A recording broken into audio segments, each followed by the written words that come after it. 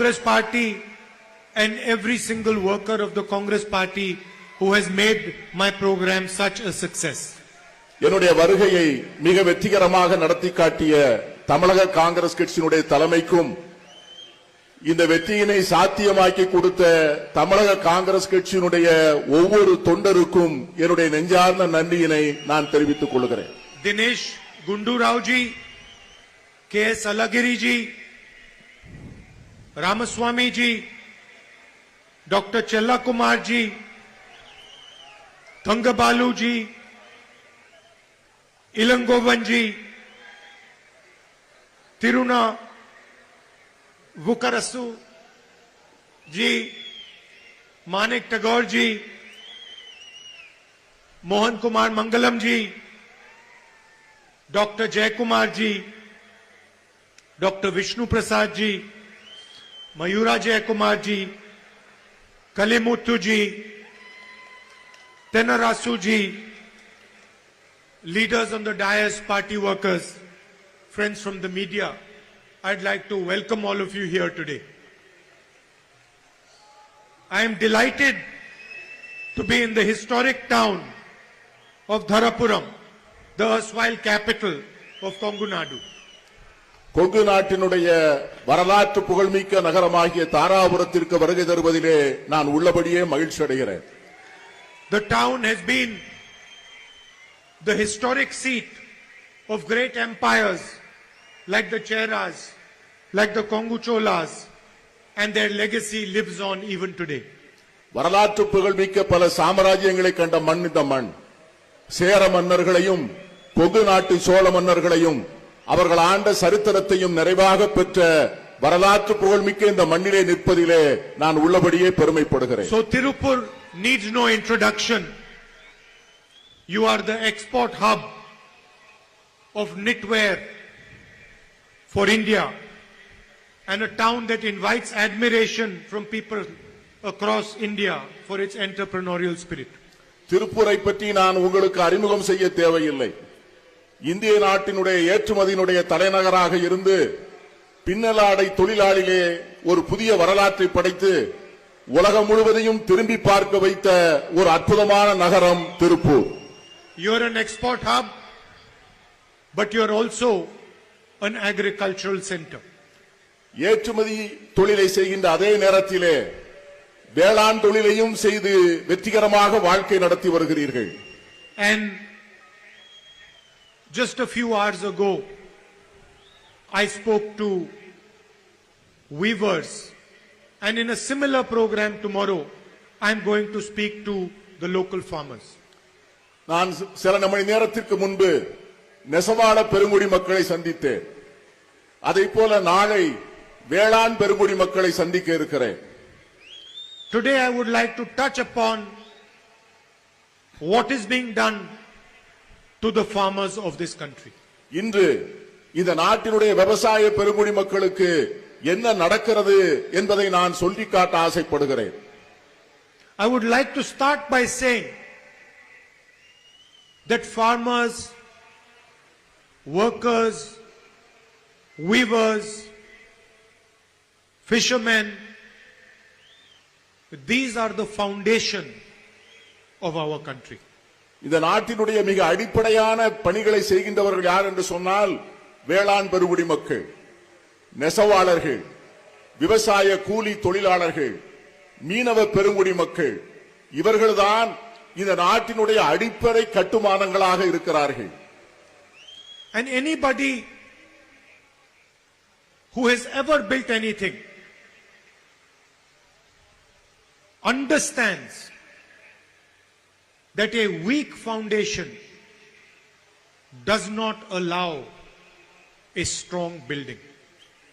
இந்த நாட்டினுடைய நிர்வாகத்தை நடத்துகின்றவர்களுக்கு தெரிய வேண்டும், அடிப்படை கட்டுமானம் பலவீனமாக இருந்தால் அதன் மேல் கட்டப்படுகின்ற கட்டிடம் மிக வேகமாக சரியக்கூடிய ஆபத்திலே இருக்கிறது என்பதை இந்த நாட்டின் நிர்வாகத்தை நடத்தக்கூடியவர்களுக்கு தெரிய வேண்டும்.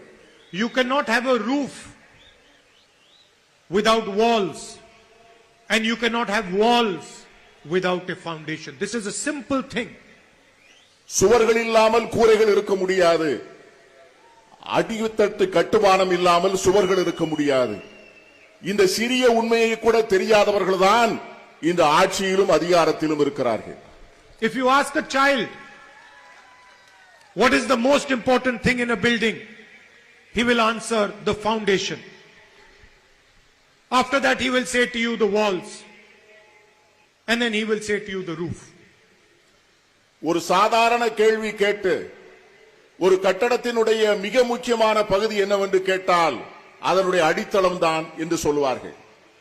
அதற்கு அடுத்த பகுதி என்னவென்று கேட்டால் அடித்தளத்தின் மீது எழுத நிற்கின்ற சுவர் என்று சொல்வார்கள். அந்த சுவர் தாங்கி இருக்கின்ற கூரை என்று சொல்வார்கள். இது மிக சாதாரணமான உண்மை. And if you ask a child, can you have a roof without walls and without a foundation? The child will laugh at you and tell you, how is that possible? ஒரு சிறிய குழந்தையிடம் போய் அடித்தள கட்டுமானம் இல்லாமல் சுவர்கள் இல்லாமல் கூரைகள் மட்டும் நிற்க முடியுமா என்று ஒரு சிறிய குழந்தையிடம் கேட்டால் அந்த சிறிய குழந்தை உங்களை பார்த்து சிரிக்கும். இது கூட உனக்கு தெரியவில்லையா என்று. But today we have a prime minister. Today we have a prime minister who is trying to build a roof while destroying the foundation and destroying the walls of the building. இன்றைக்கு நமக்கு ஒரு பிரதமர் வாய்த்திருக்கிறார். அவர் இந்த தேசத்தினுடைய அடித்தள கட்டுமான பணியை அசைத்து இடித்துவிட்டு அதன் மேல் இருக்கின்ற சுவர்களை கீழே தள்ளிவிட்டு அதன் மேல் நான் கூரை கட்ட வைக்க போகிறேன் என்று சொல்லுகின்ற ஒரு பிரதமர் நமக்கு இப்பொழுது வாய்த்திருக்கிறார். And the people around him are too scared to tell him about his own ignorance. அவரை சுற்றி இருக்கின்றவர்கள் அவருடைய அறியாமையை பற்றி அவருக்கு சொல்ல பயப்படுகிறார்கள். They are scared to tell him that you cannot build a building without a strong foundation. அடித்தள கட்டுமானம் இல்லாமல் ஒரு கட்டிடத்தை கட்டி எழுப்ப முடியாது என்கிற உண்மையை அவருக்கு சொல்வதற்கு அவரை சுற்றி இருக்கின்றவர்கள் பயப்படுகிறார்கள். So what is the foundation of this country? What is the foundation of this country? இந்த நாட்டினுடைய அடித்தள கட்டுமானம் என்ன? The first element of the foundation is the idea of diversity. இந்த நாட்டினுடைய மிக அடிப்படையான அஸ்திவாரம் அல்லது அடித்தளம் என்பது வேற்றுமையில் ஒற்றுமை. Mutual respect of all cultures. எல்லா கலாச்சாரங்களை பற்றியும் பரஸ்பர மரியாதை. Respect of all our histories, all our languages, all our traditions. நம்முடைய அத்தனை மதங்களை பற்றியும் அத்தனை வரலாறுகளை பற்றியும் அத்தனை கலாச்சாரங்களை பற்றியும் அவர்களுக்கு இருக்கிற மரியாதை. The BJP and the RSS say one language, one culture. What do they mean by this? இந்த நாட்டிலே இருக்கின்ற RSS பிஜேபியும் சொல்லுகிறது ஒரே நாடு, ஒரே கலாச்சாரம், ஒரே மதம் என்று சொல்லுகிறது. Is Tamil not a language? Tamil என்பது மொழி அல்லவா? Is Tamil not a culture? Tamil என்பது கலாச்சாரம் அல்லவா? Is Bengali not a language? வங்க மொழி என்பது மொழி அல்லவா? Does Bengal not have a history? வங்க மொழிக்கு வரலாறு இல்லையா? Does the Northeast not have different languages? வடகிழக்கு மாநிலங்களுக்கு மொழிகள் இல்லையா? Do the Punjabis not speak their own language? Punjab மக்களுக்கு அவர்கள் பேசுகின்ற மொழி இல்லையா? Do they not have their own history? அவர்களுக்கு வரலாறு இல்லையா? So what does he mean by saying one language, one culture, one nation? இப்படி இருக்கிற போது ஒரே நாடு, ஒரே மொழி, ஒரே மக்கள் என்று சொல்வதிலே என்ன பொருள் இருக்க முடியும்? So that is the first attack on the foundation of this country. இந்த நாட்டினுடைய அஸ்திவாரத்தின் மீது நடத்தப்படுகின்ற முதல் தாக்குதல் அந்த தாக்குதல். The foundation of this country is built on respect of every single person in this country, respect of every religion, respect of every culture, respect of every history, respect of every language. இந்த நாட்டினுடைய கட்டுமானம் ஒவ்வொரு தனி மனிதனுக்கும் இருக்கின்ற மரியாதை, ஒவ்வொரு மொழிக்கும் இருக்கின்ற மரியாதை, ஒவ்வொரு கலாச்சாரத்திற்கும் இருக்கின்ற மரியாதை, ஒவ்வொரு மாநிலத்துக்கும் இருக்கின்ற மரியாதை என்கிற அடிப்படை வைத்துத்தான் இந்தியா என்கிற தேசம் எழும்பி இருக்கிறது. And we will never ever allow Narendra Modi, the BJP and the RSS to disrespect the people of Tamil Nadu. அருமை நண்பர்களே, ஒரு நாளும் ஒரு போதும் நரேந்திர மோடியை, தமிழக மக்களை, தமிழ் மொழியை, தமிழ் கலாச்சாரத்தை அவமானப்படுத்த நான் அனுமதிக்க மாட்டேன். After that, I said to you, after diversity and harmony, the foundation is made by the farmers, by the workers, by the laborers, weavers, fishermen, youngsters. நான் ஏற்கனவே உங்களுக்கு சொன்னேன், இந்த அஸ்திவாரம் என்பது விவசாய பெருங்குடி மக்களால், விவசாய கூலி தொழிலாளர்களால், நெசவாளர்களால், மீனவர்களால், இளைஞர்களால் கட்டி அமைக்கப்பட்டிருக்கிறது என்று நான் ஏற்கனவே சொன்னேன். Now let us discuss what the BJP, RSS and Mr. Modi have done to the farmers, to the workers, to the weavers, to the fishermen of this country. இப்பொழுது பார்ப்போம், இந்த RSS பிஜேபியும் இந்த நாட்டுடைய விவசாய பெருங்குடி மக்களுக்கு என்ன செய்திருக்கிறது, தொழிலாளர்களுக்கு என்ன செய்திருக்கிறது, நெசவாளர்களுக்கு என்ன செய்திருக்கிறது, மீனவர்களுக்கு என்ன செய்திருக்கிறது என்று பார்ப்போம். The UPA strengthened the economy of this country. It was among the fastest growing economies in the world. ஐக்கிய முற்போக்கு கூட்டணி அரசு இந்த நாட்டினுடைய பொருளாதாரத்தை செழுமைப்படுத்தி உலகத்தினுடைய வளர்ந்து வரும் பொருளாதாரங்களின் முதன்மை பொருளாதாரமாக இந்திய பொருளாதாரத்தை மாற்றியது. We pulled millions of people out of poverty. லட்சக்கணக்கான மக்களை, கோடிக்கணக்கான மக்களை வறுமை கோட்டின் எல்லைக்கு கீழே இருந்து மேலே மீட்டு கொண்டு வந்தோம். We were competing with the best in the world. இந்த உலகத்தினுடைய மிக வளர்ந்த நாடுகளோடு போட்டி போட்டுக் கொண்டு வளர்ந்தோம். The first action that Narendra Modi takes, demonetization. Narendra Modi அரசு பதவியேற்ற உடனே செய்த முதல் நடவடிக்கை பண மதிப்பிழப்பு. Crushing blow to the weakest people in this country. He destroyed the lives of millions of farmers, destroyed thousands and thousands of small and medium industries, wiped out the industrial backbone of this country. பண மதிப்பிழப்பு நடவடிக்கை மூலமாக ஏழை எளிய மக்களுடைய முதுகெலும்பை ஒடித்தார்கள். அடித்தட்டு மக்கள் வாழ்க்கையுடைய வாழ்வை சிதைத்தார்கள். விவசாய மக்களை, சிறு குறு தொழிலை முழுமையாக இந்த நாட்டில் இருந்து அழித்து அவர்களெல்லாம் இல்லாமல் புதைமணலுக்குள்ளே புதைக்கக்கூடிய மிகப்பெரிய கொடுமையை இந்த பண மதிப்பிழப்பு நடவடிக்கை செய்தது. Why? To help 5-6 of his closest businessmen. ஏன் நண்பர்களே, இவ்வளவு பெரிய கொடுமை எதற்காக இழைத்தார் மோடி? அவருக்கு வேண்டிய, அவருக்கு நெருக்கமான, அவருக்கு அந்தரங்கமான 5 நண்பர்களுக்கு உதவி செய்வதற்காகத்தான் இந்த நடவடிக்கையை மோடி எடுத்தார். After that, he passes a GST law. 5 different taxes, 28% tax. Why? To crush the Indian worker. அதற்கு பிறகு ஜிஎஸ்டி என்கிற கடுமையான வரி சட்டத்தை அவர் அறிமுகப்படுத்தினார். 5 வகையான வரிகள், 28 விழுக்காடு வரிகள். எதற்காக? சிறு குறு தொழிலையும் சிறிய வியாபாரிகளையும் நசுக்குவதற்காகத்தான் அந்த கொடுமையான வரியை அவர் அறிமுகப்படுத்தினார். To destroy the industrial backbone of Tamil Nadu. தமிழ்நாட்டினுடைய தொழில் முதுகெலும்பை உடைப்பதற்காகத்தான் அந்த சட்டம், அந்த ஜிஎஸ்டி சட்டம் அறிமுகப்படுத்தப்பட்டது. To destroy all the small and middle-sized businesses that Tamil Nadu is so proud of. Tamil Nadu பெருமைப்பட்டுக் கொள்ளக்கூடிய சிறிய தொழில்கள், குடிசை தொழில்கள், நடுத்தர தொழில்கள், அத்தனை தொழில்களையும் அழித்து சின்னாபின்னமாக்குவதற்காக அந்த வரி அறிமுகப்படுத்தப்பட்டது. To shatter the dreams of every youngster in this state.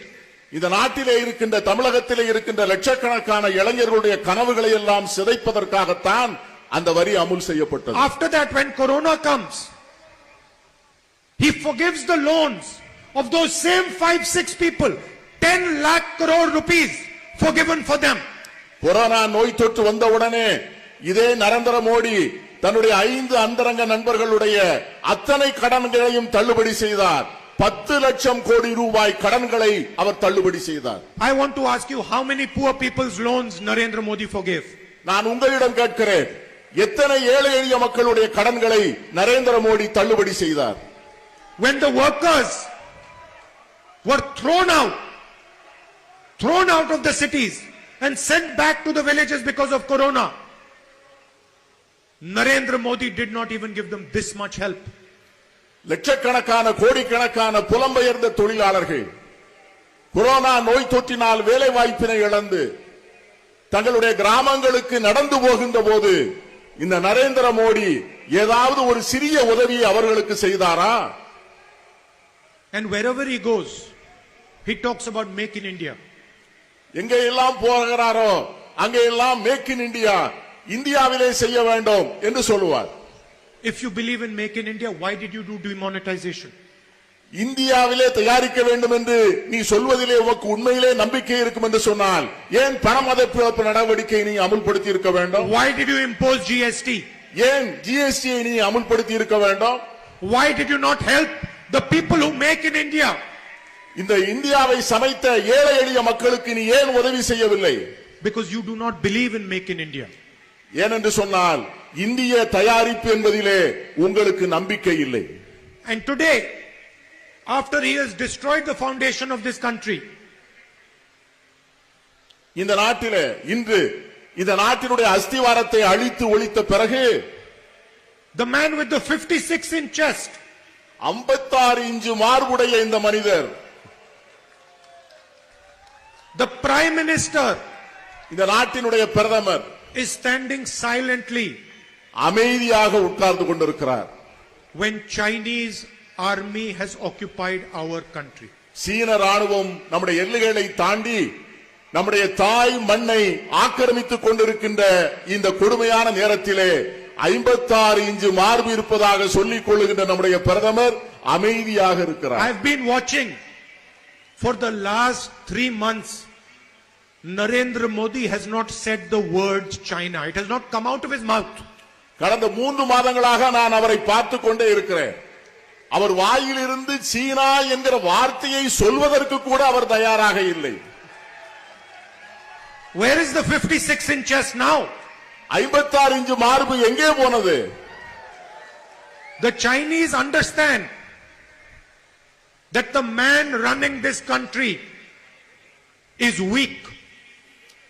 சீன நாட்டை சார்ந்தவர்களுக்கு நன்றாக தெரிகிறது, இந்த நாட்டை வழிநடத்தி செல்லுகின்ற மனிதர் மிகவும் பலவீனமான மனிதர் என்று சீனக்காரர்கள் தெரிந்து வைத்திருக்கிறார்கள். The Chinese understand that the Prime Minister of India has destroyed the economy of India. சீன நாட்டை சார்ந்தவர்களுக்கு தெரியும், இந்திய தேசத்தினுடைய பிரதமர் அந்த நாட்டின் பொருளாதாரத்தை முழுமையாக சீரழித்து விட்டார் என்பது அவர்களுக்கு தெரியும். And that is why they are inside our territory. அதன் காரணமாகத்தான் அவர்கள் தைரியமாக நமது நாட்டுக்குள்ளே வந்து உட்கார்ந்து கொண்டிருக்கிறார்கள். I can tell you without any doubt in my mind, நான் என் மனதிலே ஒரு துளி சந்தேகம் இல்லாமல் சொல்லுகிறேன், that if the Indian economy was strong, இந்திய பொருளாதாரம் வலிமையாக இருக்கும் என்று சொன்னார். if the Indian farmer was strong, இந்திய விவசாயி வலிமையானவனாக இருப்பான் என்றார். if Indian small and medium businesses were strong, இந்தியாவுடைய சிறு குறு தொழில் வலிமையாக இருக்கும் என்று சொன்னால், if Narendra Modi had not done demonetization, Narendra Modi பணமதிப்பு நடவடிக்கையை அமுல்படுத்தி இருக்கவில்லை என்று if he சொன்னார், had not passed this nonsensical GST, இந்த முட்டாள்தனமான ஜிஎஸ்டியை அறிமுகப்படுத்தி இருக்கவில்லை என்று சொன்னால், China would have never had the guts to step inside our country. இந்திய மண்ணுக்குள்ளே சீனாக்காரர்களுக்கு கால் வைப்பதற்கான தைரியம் நிச்சயமாக வந்திருக்காது. It is because this man has weakened this country that they have come inside. இந்த மனிதர் இந்த நாட்டை பலவீனப்படுத்தி விட்டதால் தான் சீனர்கள் தைரியமாக உள்ளே வருகிறார்கள். And he has weakened this country because he does not work for the people of India. He works for 5 or 6 of his businessmen friends. இந்த நாட்டை ஏன் பலவீனமாக்கினார் என்று சொன்னால், இந்த நாட்டிலே இருக்கிற 130 கோடி மக்களுக்காக அவர் பணியாற்றவில்லை, அவருக்கு வேண்டிய 5 பெரு முதலாளிகளுக்காக மட்டும்தான் இந்த அரசாங்கத்தை நடத்துகிறார். And now the latest action to destroy the lives of our farmers. இதனுடைய கடைசி இப்பொழுது நடந்து கொண்டிருப்பதுதான் இந்த நாட்டினுடைய விவசாய பெருங்குடி மக்களுடைய வாழ்க்கையை சின்னாபின்னமாக்குவது. He has passed 3 new farm laws. 3 புதிய சட்டங்களை நிறைவேற்றி இருக்கிறார். He wants to destroy the mandis. இந்த நாட்டினுடைய சந்தை மண்டி என்று சொல்லக்கூடிய சந்தை பொருளாதாரத்தை சிதைக்க நினைக்கிறார். That's the first law. அதுதான் முதல் சட்டம். He wants to allow his 5 or 6 businessmen friends to store as much wheat, as much rice, as much grain as they want. That's the second law. அவருக்கு வேண்டிய 5 பெருமுதலாளிகளை அவர்களால் எவ்வளவு முடியுமோ they are allowed to store millions and millions and millions of tons. அவர்களால் எவ்வளவு முடியுமோ அவ்வளவு அரிசியை, அவ்வளவு நெல்லை, அவ்வளவு கோதுமையை, அவ்வளவு உணவு தானியங்களை அவர்களை திருட்டுத்தனமாக சேமித்து வைப்பதற்கு அவர் அனுமதிக்க நினைக்கிறார். அதுதான் இரண்டாவது சட்டம். So that farmers will not be able to negotiate with them. எனவே விவசாய பெருங்குடி மக்களால் அவர்களிடம் பேரம் பேச முடியாது. And the third law, the most interesting part of the law, farmers cannot go to court in a dispute. இதை விட மோசமான மூன்றாவது சட்டம் என்னவென்று சொன்னால், இதில் ஏதாவது ஒரு விவசாயிக்கு அநீதி இழைக்கப்பட்டிருக்கும் என்று சொன்னால் அந்த விவசாயி நீதிமன்றத்தை அணுக முடியாது. இதுதான் கொடுமையான சட்டம். So you destroy the mandis, you allow your 5 or 6 friends to store as much agricultural produce as they want, and when the farmer complains, when the farmer has a dispute, you tell the farmer that he is not allowed to go to court. முதலில் விவசாயிகள் விற்று தங்களுடைய வேளாண் பொருளை விற்கின்ற சந்தைகளை அடைத்தீர்கள். He is not allowed to ask for justice. இரண்டாவது, அவர்களை கோடிக்கணக்கான டன் தானியங்களை அவர்களை சேமித்து வைக்க அனுமதித்தீர்கள். மூன்றாவது, அவர்களுக்கு ஒரு பிரச்சனை இருக்கும் என்று சொன்னால் அவர்களை நீதிமன்றத்திற்கு செல்ல அவர்களை நீங்கள் அனுமதிக்கவில்லை. And then you say that you are doing it for the interest of the farmer. இதையெல்லாம் செய்துவிட்டு நான் இதையெல்லாம் விவசாயிகளுடைய நன்மைக்காக செய்தேன் என்று வேற நீங்கள் சொல்லுகிறீர்கள். If you are doing it for the interest of the farmer, why are lakhs of farmers standing outside Delhi? இப்படி விவசாயிகளுடைய நன்மைக்காகத்தான் இந்த 3 சட்டங்களை நிறைவேற்றினேன் என்று சொன்னால் கோடிக்கணக்கான விவசாயிகள் இன்று கடும் குளிரிலே டெல்லி மாநகரிலே ஏன் தெருவிலே போராடுகிறார்கள்? Why are they making their own parade on the 26th of January? குடியரசு தினமான 26ஆம் தேதி அன்று அரசாங்கம் ஒரு முறையிலே ஒரு பரேடு நடத்துகின்ற போது, ராணுவ அணிவகுப்பு நடத்துகின்ற போது இந்த நாட்டினுடைய வேளாண் பெருங்குடி மக்கள் தங்களுடைய சக்திகளை காட்டுவதற்காக தனி அணிவகுப்பு நடத்துகிறார்கள். Why are they not celebrating? அவர்கள் ஏன் குடியரசு தினத்தை கொண்டாடவில்லை? Because they understand what you are doing. என்னென்றால் நீங்கள் என்ன செய்கிறீர்கள் என்பதை இந்த நாட்டின் வேளாண் குடிமக்கள் புரிந்திருக்கிறார்கள். They understand you are robbing their future. நீங்கள் அவருடைய எதிர்காலத்தை சிதைப்பதை அவர்கள் புரிந்திருக்கிறார்கள். They understand that you are stealing what is theirs. அவர்களுடைய எதிர்காலத்தை நீங்கள் களவு செய்வதை அவர்கள் உணர்ந்திருக்கிறார்கள். And they and the Congress party will never allow you to do it. அந்த விவசாய பெருங்குடி மக்களும் காங்கிரஸ் பேரியக்கமும் இந்த விவசாயிகளுக்கு இழைக்கப்படுகின்ற அநீதியை ஒரு நாளும் அனுமதிக்காது என்று நான் சுட்டிக்காட்ட ஆசைப்படுகிறேன். We will not allow Narendra Modi to destroy the foundation of India. பிரதமர் நரேந்திர மோடியினுடைய முயற்சியால் நடவடிக்கையால் இந்த நாட்டின் அஸ்திவாரத்தை அசைத்து பார்ப்பதற்கு நாங்கள் ஒரு நாளும் அனுமதிக்க மாட்டோம். He's also got another confusion. அவருக்கு இன்னொரு குழப்பமும் இருக்கிறது.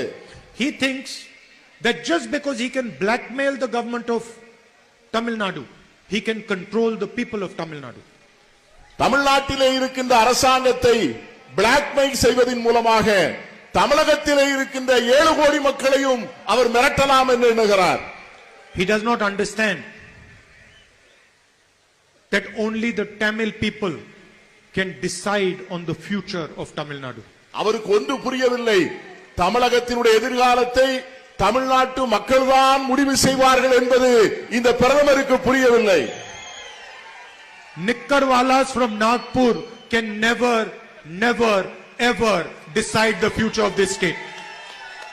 நாக்பூரில் இருந்து வருகின்ற சாராய வியாபாரிகள் தமிழ்நாட்டின் எதிர்காலத்தை ஒரு நாளும் முடிவு செய்ய முடியாது என்பதை பிரதமர் உணர்ந்து கொள்ள வேண்டும். Doesn't matter how many parades they have.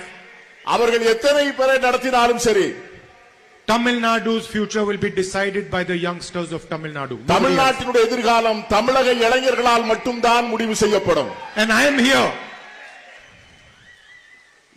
I'm here to help you elect a government that looks after the interest of the Tamil people. நான் உங்களுக்காக இருக்கிறேன்.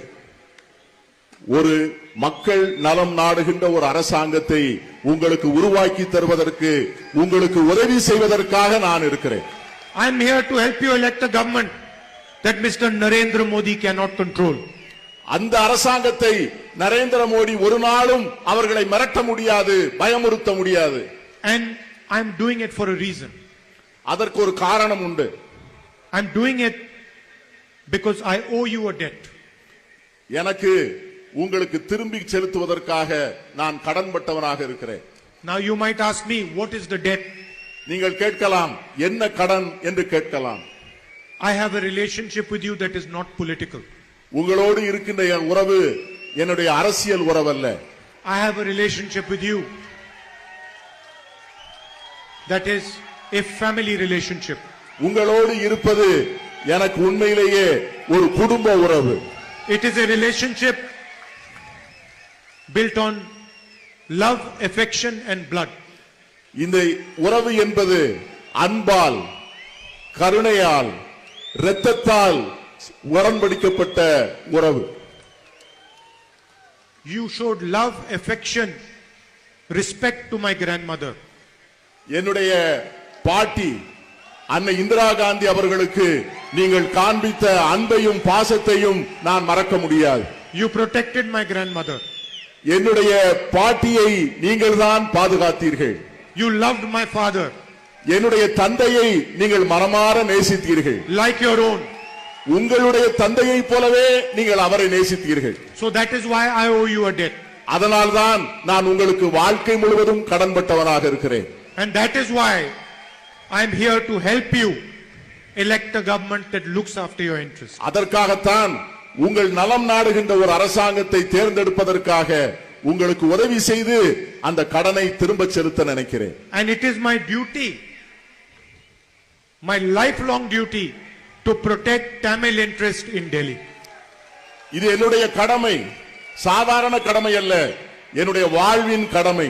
தமிழ் மொழியினுடைய பெருமையையும் பாரம்பரியத்தையும் இந்திய தலைநகரில் தூக்கி சுமப்பது என்பது எனக்கு நானே வகித்துக் கொண்டிருக்கிற கடமை. It is my duty to protect your beautiful language from these people, these ignorant people in the RSS. இந்த அற்புதமான மொழியை, இந்த செம்மொழியை, இந்த உங்கள் மொழியை களவாட நினைக்கின்றவர்களிடமிருந்து பாதுகாப்பது என்னுடைய வாழ்வின் கடமையாக நான் நினைக்கிறேன். அதை செய்தே காண்பிப்பேன். It is my duty to ensure that the voice of Tamil people is not only heard in Tamil Nadu but is heard in the whole of India. என்னுடைய கடமை தமிழகத்தினுடைய மக்களுடைய குரல் என்பது தமிழகத்தில் மட்டும் ஒலிப்பதல்ல, இந்தியா முழுவதும் ஒலிக்க செய்வதற்கான அந்த முயற்சியை நான் மேற்கொள்வேன். அது என்னுடைய கடமை. Because I believe that all our languages, all our cultures, all our histories are the foundation of this country. ஏனென்றால் எனக்கு நன்கு தெரியும், நம்முடைய அத்தனை மொழிகளும், நம்முடைய அத்தனை வரலாறுகளும், நம்முடைய அத்தனை கலாச்சாரங்களும் தான் இந்த நாட்டின் அஸ்திவாரமாக இருக்கின்றன என்கிற உண்மையை நான் நன்கு அறிந்தவன். If you say that Tamil Nadu is India, then you also have to say that India is Tamil Nadu. Tamil Nadu இந்தியாவில் தான் இருக்கிறது என்று நீங்கள் சொல்வீர்கள் என்று சொன்னால், தமிழ்நாட்டில் இந்தியா இருக்கிறது என்பதையும் நீங்கள் சொல்ல வேண்டும். You cannot say that Tamil Nadu is India and then not accept that India is Tamil Nadu. India தமிழ்நாட்டில் இருக்கிறது என்று சொல்லுகின்ற நீங்கள் தமிழ்நாட்டில் இந்தியா இல்லை என்று சொல்லுவதை நான் எப்படி ஏற்றுக்கொள்ள முடியும்? And that is the central fight between us and the RSS, BJP and Narendra Modi. இதுதான் எனக்கும் RSSக்கும் BJPக்கும் இருக்கிற போராட்டம். They say that Tamil Nadu is India, but India is not Tamil Nadu. அவர்கள் சொல்லுகிறார்கள் தமிழ்நாடு இந்தியாவிலே இருக்கிறது என்று சொல்லுகிறார்கள், ஆனால் தமிழ்நாட்டில் இந்தியா இருப்பதாக அவர்கள் ஒத்துக்கொள்ளவில்லை. We say If Tamil Nadu is India, then India is Tamil Nadu. நாங்கள் சொல்லுகிறோம் தமிழ்நாடு இந்தியாவிலே இருக்கும் என்று சொன்னால் தமிழ்நாட்டிலும் இந்தியா இருக்கிறது என்பதை நாங்கள் சொல்லுகிறோம். Meaning there has to be mutual respect. ஒருவருக்கொருவர் பரஸ்பரம் மரியாதை இருக்க வேண்டும். There has to be affection. ஒருவருக்கொருவர் பாசம் இருக்க வேண்டும், அன்பு இருக்க வேண்டும். There has to be conversation. ஒவ்வொருவருக்குள் உறவாடல் இருக்க வேண்டும். It is not my job to come here and tell you my man ki baat. இங்கே வந்து உங்களிடமிருந்து நான் மனம் திறந்து பேசுகிறேன் என்று சொல்லி மங்கி பாத் நிகழ்ச்சி நடத்த நான் ஆசைப்படவில்லை. It is my job to listen to your man ki baat. நான் உங்கள் மனம் பேசுவதை நான் கேட்பதற்காக வந்திருக்கிறேனே ஒழிய என் மனம் பேசுவதை நீங்கள் கேட்பதற்காக வரவில்லை. I would like to thank all of you for coming to listen to me. இவ்வளவு பேர், இத்தனை ஆயிரம் பேர் இவ்வளவு அமைதியாக பாசத்தோடு அன்போடு என்னை கேட்க வந்திருக்கின்ற இந்த நிகழ்ச்சி என்னை நிகழ வைத்திருக்கிறது. நான் உங்களுக்கு என்னுடைய நன்றியினை காணிக்கையாக்குகிறேன். It is an honor for me to come here to your wonderful state and to meet you and to listen to you. உங்களுடைய பெருமைமிக்க இந்த நாட்டிற்கு வந்து, தமிழ்நாட்டிற்கு வந்து உங்களை எல்லாம் பார்ப்பதிலும் உறவாடலிலும் எனக்கு கிடைத்தது என் வாழ்வின் பெரும் பாக்கியம் என்று நான் கருதுகிறேன். It is an honor for me to do my little bit to help the young people of this state, boys and girls, dream of a better future. இந்த தமிழகத்திலே இருக்கின்ற கோடிக்கணக்கான இளைஞர்கள், இளம்பெண்கள் அவர்கள் காண்கிற கனவுகளை வசப்படுத்தி தர வேண்டும் என்பதற்கு என்னால் என்ற உதவிகளை நான் செய்வேன். Thank you very much. Nandi. மிக்க நன்றி. Thank you.